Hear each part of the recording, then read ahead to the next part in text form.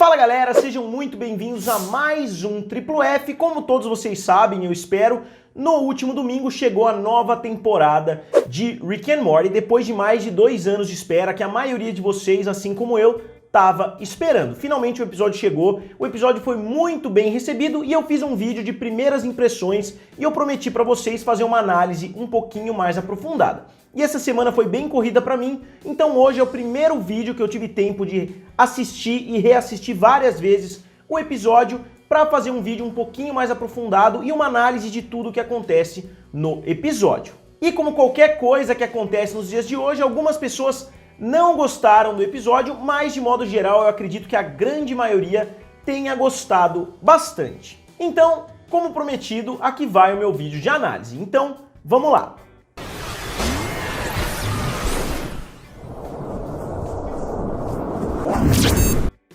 E pessoal, antes de mais nada, se inscrevam aqui no canal Triplo F, que eu quero chegar até 150 mil inscritos até o final de 2019. Então, se vocês puderem me ajudar, eu ficaria muito agradecido. E pessoal, só antes de começar a falar do episódio, eu queria agradecer vocês que entraram no grupo de Rick and Morty. Muitas pessoas me agradeceram também, a gente já chegou a 10 mil membros no Facebook e muitas pessoas falaram que só conseguiram assistir o episódio por causa do grupo, porque muitas pessoas não sabem baixar torrent, muitas pessoas não conseguem procurar ali na internet, então ficou muito mais fácil para vocês conseguirem assistir. E eu fiz uma enquete também do que as pessoas acharam desse primeiro episódio, e no grupo, pelo menos, eu calculei, o episódio ficou mais ou menos com uma nota 9.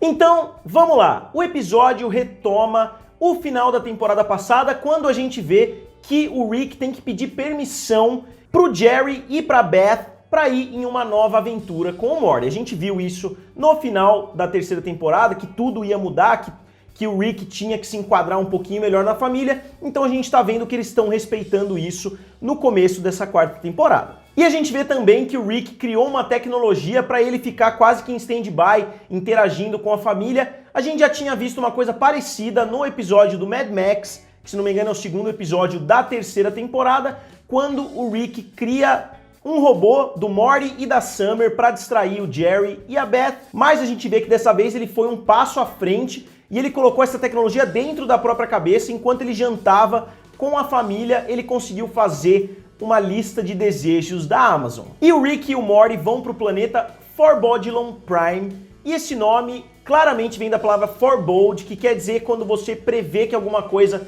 vai acontecer. Por exemplo, se tem nuvens negras, você prevê que vai acontecer uma chuva forte. Então a palavra forebode claramente originou o nome do planeta Forbodilon Prime. E por quê? Porque nesse planeta existem os cristais da morte, que se você está segurando um desses cristais, você consegue ver não como você vai morrer, mas você consegue ver uma das possibilidades de como você vai morrer. A animação nessas partes é simplesmente incrível, deve ter dado bastante trabalho para os criadores, porque a gente vê na tela várias mortes, várias possíveis mortes, tanto do Rick quanto do Morty, então deve ter dado muito trabalho, e eu vou falar um pouquinho mais à frente quais mortes eu consegui identificar, e eu quero ver se vocês identificaram mais alguma. E algumas dessas mortes são referências a filmes, algumas dessas mortes são referências a episódios anteriores, e algumas parecem ser previsões de coisas que vão acontecer no futuro da série. E a série, inclusive, consegue mostrar como o Rick é genial ao ponto de conseguir usar essa habilidade estranha desses cristais para o próprio benefício. Ele consegue usar como uma forma de identificar quando os inimigos estão carregando as armas para saber exatamente a hora que ele pode botar a cabeça para fora e atirar. Depois a gente vê a Jessica usando um colar da Margaritaville, que a gente já tinha visto, na verdade, na primeira cena do episódio, quando o Morty tá fuçando no Instagram dela. E Margaritaville é uma marca bem famosa nos Estados Unidos de hotel, de produtos, de bares, etc. Então é bem interessante ver a Jessica usando esse colar. E depois que o Morty sai pilotando a nave e acaba, consequentemente, matando o Rick, a gente vê alguns robozinhos saindo de dentro da nave para consertar ela, mais ou menos os mesmos robôs que a gente vê em Star Wars Episódio 3, quando a gente vê o Anakin pilotando a nave, a gente vê os robozinhos saindo para arrumar. E a ressurreição do Rick em forma de clone, todo esse conceito trabalhado nesse episódio me lembrou bastante a série Altered Carbon, que saiu na Netflix, que também trabalha esse conceito, mas lá os milionários, os bilionários têm vários clones, porque se alguma coisa acontecer com eles, eles simplesmente aparecem em um desses clones. Então eu quero falar rapidamente a respeito de todas as mortes que eu consegui identificar. Eu consegui identificar mais de 50 e eu vou falar elas rapidamente para vocês. E como eu disse, eu quero saber se vocês conseguiram identificar mais alguma. Primeiro a gente vê o Morty morrendo por uma bomba de neutrino, que a gente já viu em outros episódios. Depois o Morty caindo de uma prateleira, mais ou menos quando aconteceu quando ele estava jogando o jogo Roy. Depois a gente vê ele sendo comido por pássaros em Fruitland. Depois a gente vê ele preso em um elevador pela cabeça, a cabeça dele é decepada. Depois uma das mortes mais engraçadas, quando ele ouve duas lésbicas conversando. Aparentemente alguma delas falou alguma coisa surpreendente, ou ele bebeu alguma coisa tóxica ali, mas dá a impressão que ele ouviu alguma coisa na conversa e engasgou e acabou morrendo. Depois a gente vê o Morty morrendo idoso na privada, depois ele engasgando com macarrão, depois ele morto em uma cadeira elétrica ao lado do Anubis, possivelmente em uma realidade onde os egípcios viraram uma potência ali, não dá pra saber, ou a religião egípcia ainda existe. Depois mostrou ele caindo daquele penhasco que ele aparece no trailer. Depois ele pula de um prédio e cai nas hélices de um avião. Andando na praia, toma um coco na cabeça. 2 vezes na privada ele morreu. Só que dessa vez ele é jovem e ele é sugado para fora da nave. Ele come uma fruta venenosa e a cabeça dele incha até explodir. Depois ele é atropelado enquanto ele está andando no meio da rua. Depois ele morre caindo de uma escada. Depois ele morre com o Rick tentando fazer aquele jogo de jogar uma faca do lado do Morty. O Rick acerta ele. Depois a gente vê ele afundando para o fundo do oceano. Depois a gente vê ele morrendo de overdose. Depois a gente vê o Rick fazendeiro do episódio da Cidadela matando o Morty. E a gente vê também ele morrendo de sede no deserto. E olha que essas não são nem todas as mortes, algumas mortes são literalmente cenas de filmes que eles decidiram colocar no episódio. E a primeira delas, pelo menos que eu identifiquei, são os dois jogando lixo tóxico fora, que me lembrou bem de Breaking Bad. Depois um tronco de árvore batendo no carro, que é bem parecido com uma morte em premonição. Depois eles pulam num penhasco, que nem o final do filme Thelma e Louise. Depois uma boneca russa explode, pra mim é uma referência à série Boneca Russa, que também trabalha essa ideia de loop temporal, assim como o filme No Limite do Amanhã, que o nome do episódio foi inspirado. Depois a gente vê a cara do Morty derretendo, mais ou menos como acontece em Indiana Jones. Depois a gente vê ele segurando uma cerca enquanto uma bomba explode, como em Exterminador do Futuro 2. Depois a gente vê ele correndo em um teclado gigante com o Rick, mais ou menos como já aconteceu no episódio dos gigantes em Rick and Morty. E depois a gente vê algumas referências ao filme Alien. A gente vê os facehuggers, né, voando na cara do Morty, e é um dos filmes que tem mais referências em Rick and Morty, além de Star Wars, eu acho que é Alien. E além de todas essas, tem diversas mortes do bully do episódio, né, do cara que diz que vai matar o Morty. Diversas mortes também acontecem, mas eu também não vou narrar todas elas aqui pra vocês. E além das mortes do Morty, tem também as mortes do Rick. A primeira delas, que mais me chamou a atenção, é ele sendo despedaçado pelo Squanch. Depois ele é esmagado por 2 árvores, como novamente em Star Wars. Depois um Morty sai de dentro dele, assim como em Alien novamente. Depois ele é comido por um peixe enorme, os dois caem em uma caverna, o Rick tá dirigindo bêbado e bate a nave. O Rick sai esmagado por um brinquedo de massinha. Depois o Rick é queimado vivo, possivelmente em uma realidade mais retrógrada, onde ele é considerado um bruxo ou alguma coisa do tipo. Depois ele é comido por uma aranha gigante, que pode ser uma referência a diversas aranhas gigantes, inclusive aquelas que já apareceram em Rick and Morty no episódio dos microversos. Depois o Rick é comido por algumas criaturas, depois o Pickle Rick faz um retorno e é comido por um cachorro. Depois o Rick e o Morty são esmagados por um compactador de lixo, mais ou menos como acontece em Star Wars. Depois o Rick é morto por um robô Rick e depois os dois são engolidos por uma planta carnívora. Então eu consegui somar aí, se não me engano, 53 mortes diferentes que a gente consegue ver no decorrer do episódio todo, e eu queria saber qual mais vocês viram. E então, retornando para o episódio, a gente vê o Morty colocando um dos cristais no bolso, então ele consegue ir vendo as mortes futuras dele ali, e traz, eu acho que a piada mais elaborada, que ela começa no comecinho do episódio e ela termina somente na cena pós-crédito, quando o Morty fala que quer morrer junto com a Jessica, porque ele vê a Jessica falando "eu te amo, Morty" e etc.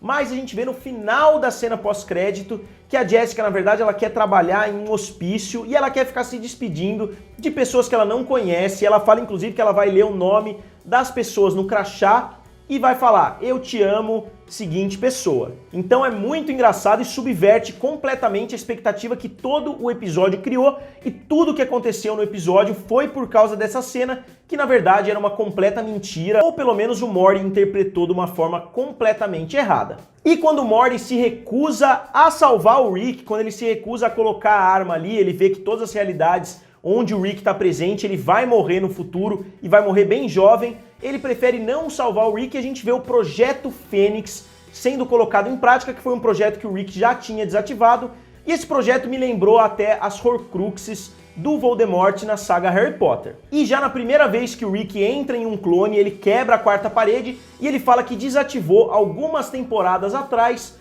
os seus clones. E a gente vê isso, se não me engano, no episódio do Rickzinho, do Little Rick, né, que é um episódio da segunda temporada. E, inclusive, a caixa de viagens no tempo que a gente vê em todos os episódios de Rick and Morty, ela muda de acordo com a realidade que ele tá. Na caixa dos fascistas, a gente vê fascistas, caixa da viagem no tempo e etc.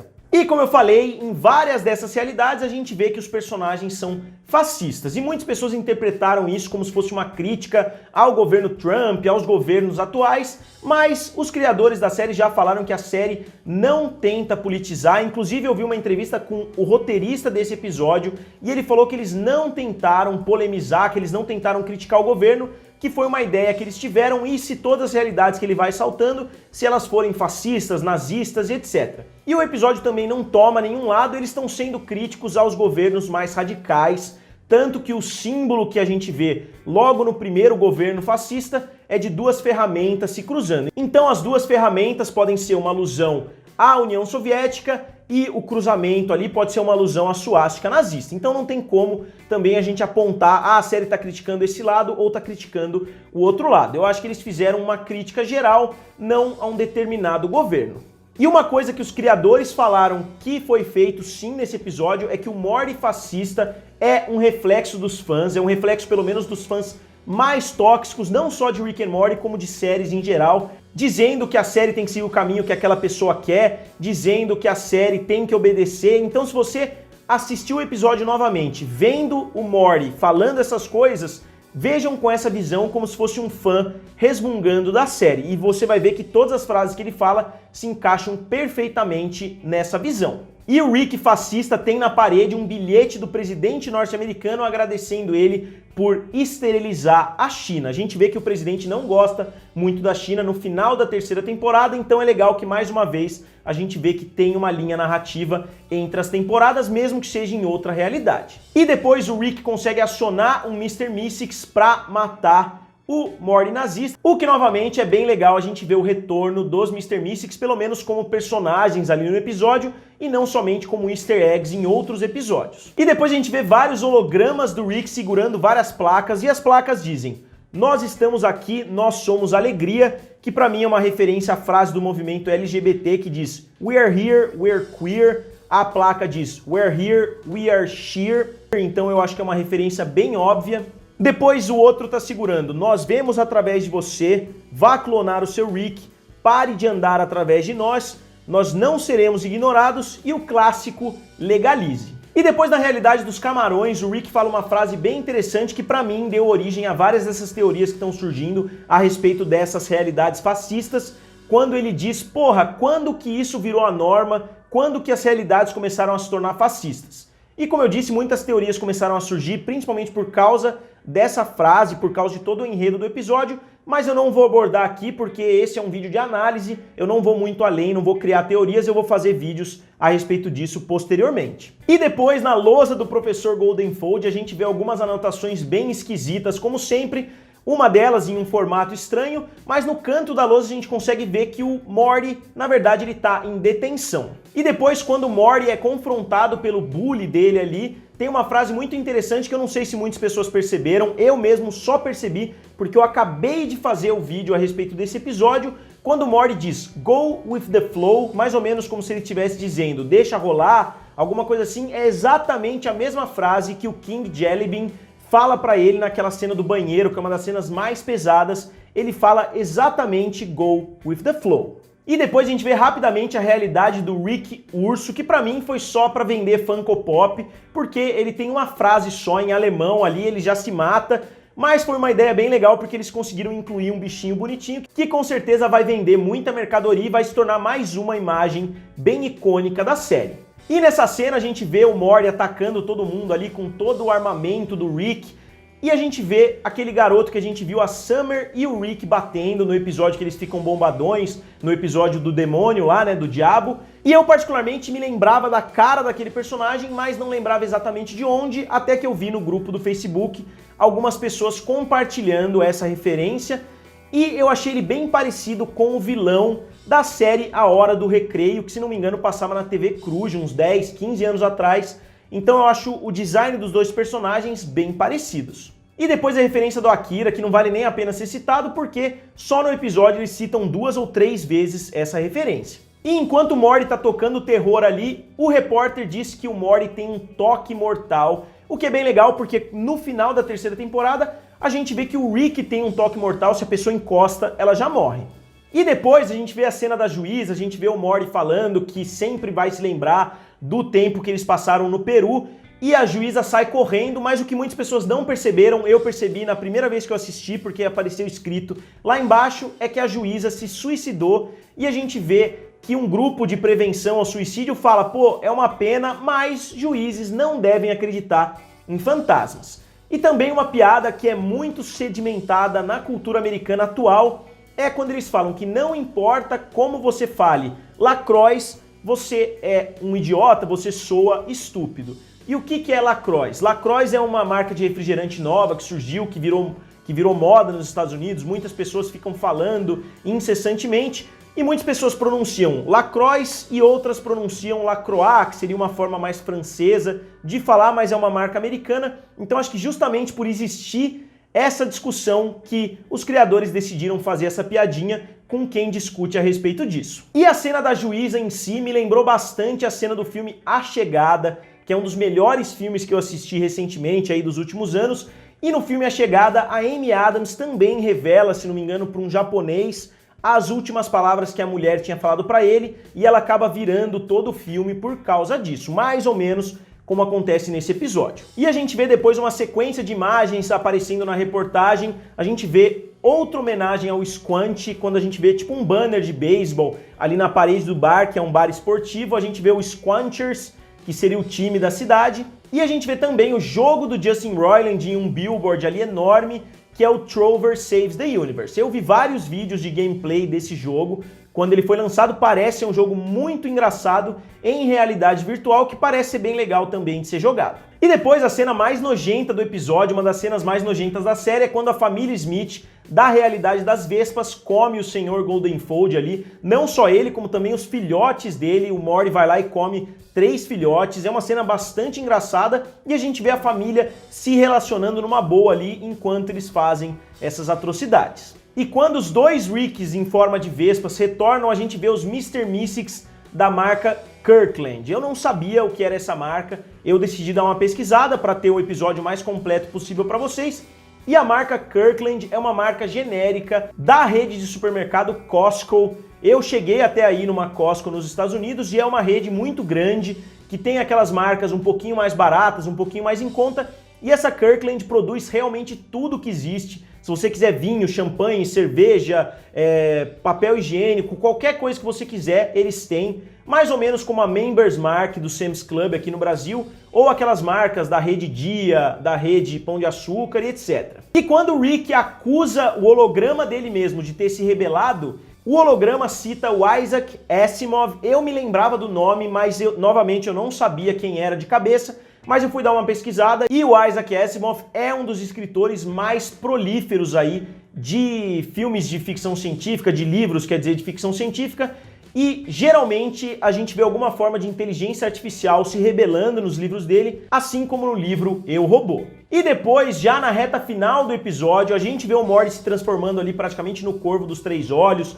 a gente viu o holograma finalmente conseguindo tomar forma, e logo que ele conseguiu tomar forma, logo que ele conseguiu o privilégio de ter densidade como ele falou no decorrer do episódio inteiro, ele já se voltou contra tudo que ele acreditava. Eu acho que pode ser que essa cena tenha algum fundo, porque no decorrer do episódio inteiro eles trabalharam essa ideia do preconceito contra os hologramas. E eu achei que esse episódio, tanto o começo quanto o final, criaram um paralelo perfeito entre o primeiro episódio da série, o episódio piloto da primeira temporada, e esse. Eles vão atrás de um objeto que vai trazer um benefício para eles. Nesse a gente vê os cristais, no outro a gente vê as sementes. O grande prejudicado do episódio acaba sendo o Morty, assim como no primeiro. No primeiro ele consegue inteligência, nesse aqui ele consegue conhecimento do futuro, né? E a gente vê os dois episódios terminando com uma bronca do Morty e da Beth, e a gente vê os dois fazendo um monólogo ali no final a respeito do futuro da série, quebrando a quarta parede, só que dessa vez a Summer interrompe o que eles estão falando, mas eu acho que a gente consegue ver, pelo menos em termos estruturais, esse episódio é muito parecido com o episódio da primeira temporada. Então, pessoal, se você assistiu o vídeo até agora, eu queria pedir para vocês comentarem 834 nos comentários. Se vocês souberem o que significa 834, diga também nos comentários, está presente no episódio, então não é nada absurdo vocês saberem disso. E eu queria aproveitar esse vídeo também para colocar uma enquete aqui do lado. Eu fiz uma enquete já no Facebook, mas eu quero fazer uma enquete aqui no canal também para saber o que vocês acharam do primeiro episódio da quarta temporada, agora que vocês já tiveram um tempinho aí para digerir o episódio, já tiveram um tempo de assistir várias vezes. Qual é a opinião de vocês a respeito do episódio? Digam aqui nos comentários, curtam o vídeo e se inscrevam no canal. Valeu e nos vemos em breve.